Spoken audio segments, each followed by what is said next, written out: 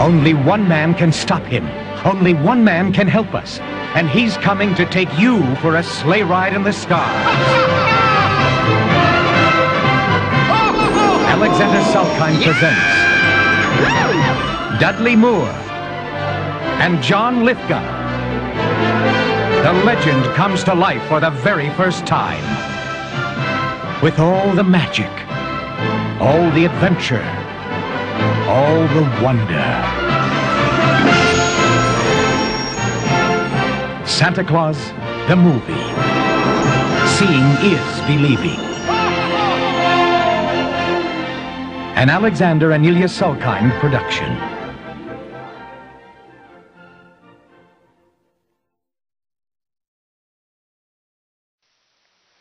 Hey YouTubers, Hankster here, and welcome to another movie slash DVD review.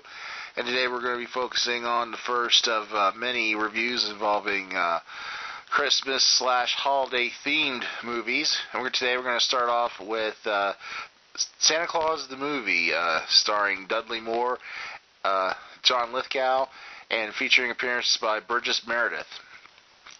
Now, of course, this is not to be confused with the three-part Disney series, The Santa Claus. This is Santa Claus the movie. This was done by the same producers who did all four of the original Superman movies and Supergirl.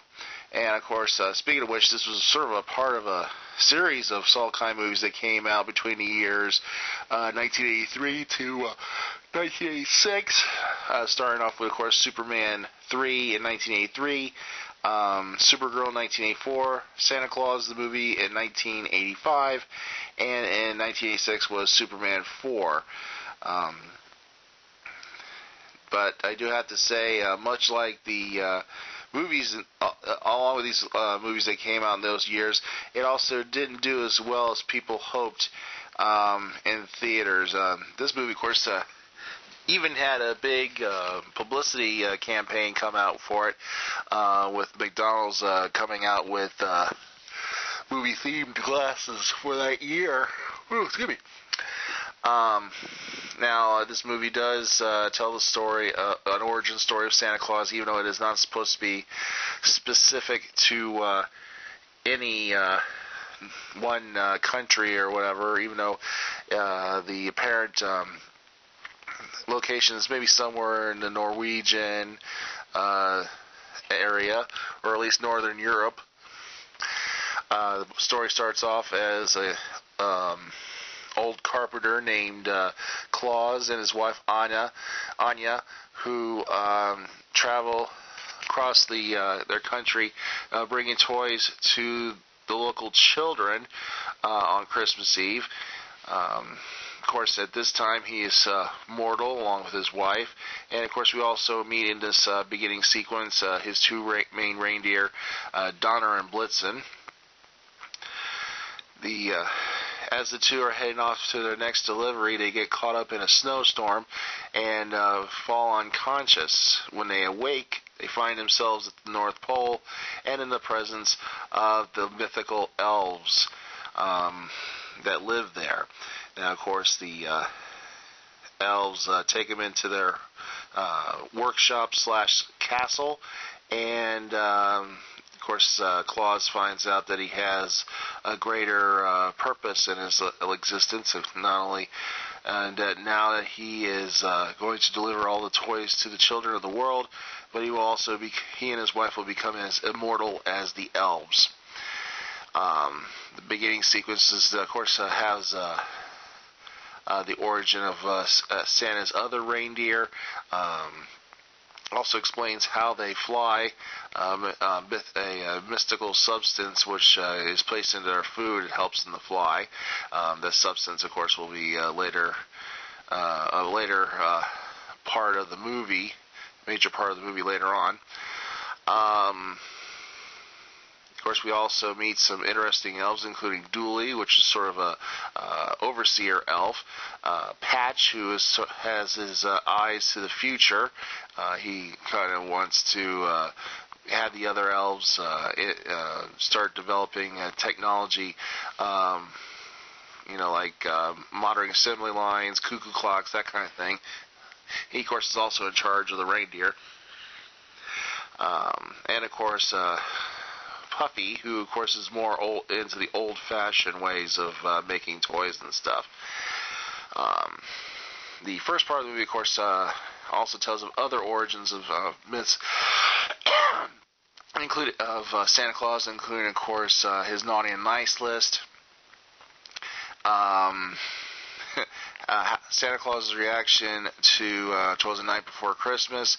It even has a little cute part about him going on a diet that really doesn't really last long. The second part of the movie kind of moves Santa into the modern era. And he realizes that he needs an assistant, and he holds a special competition between Patch, who, of course, creates his own automated system, which is an assembly line system, automated assembly line system to making toys, against Puffy's more traditional handmade variety. Of course, obviously, Patch gets the job, and his machine is quickly put into service.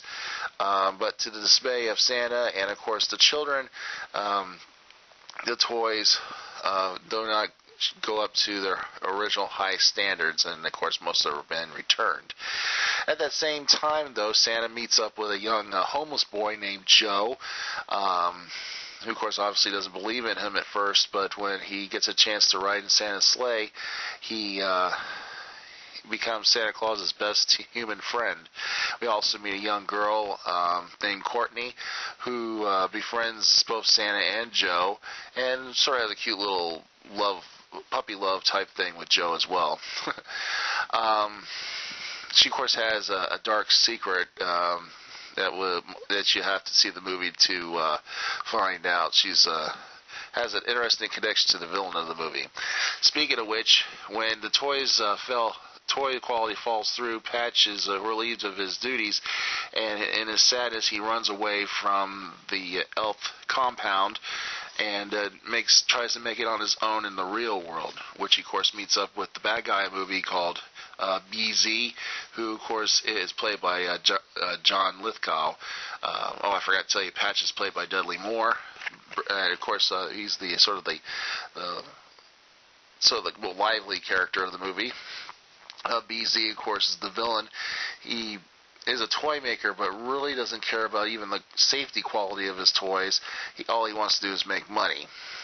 And when he realizes what he got there, especially when Patch brings along with him the magical substance that makes the reindeer fly, they decide to make a special something to share with the children around the world, which, of course, does become a success. And BZ decides to try it again, not to wait a whole year, but to wait until March of the following year, which would, of course, ruin would ruin Santa and Christmas. And it's up to Joe, Courtney, and Patch to save the day along with Santa.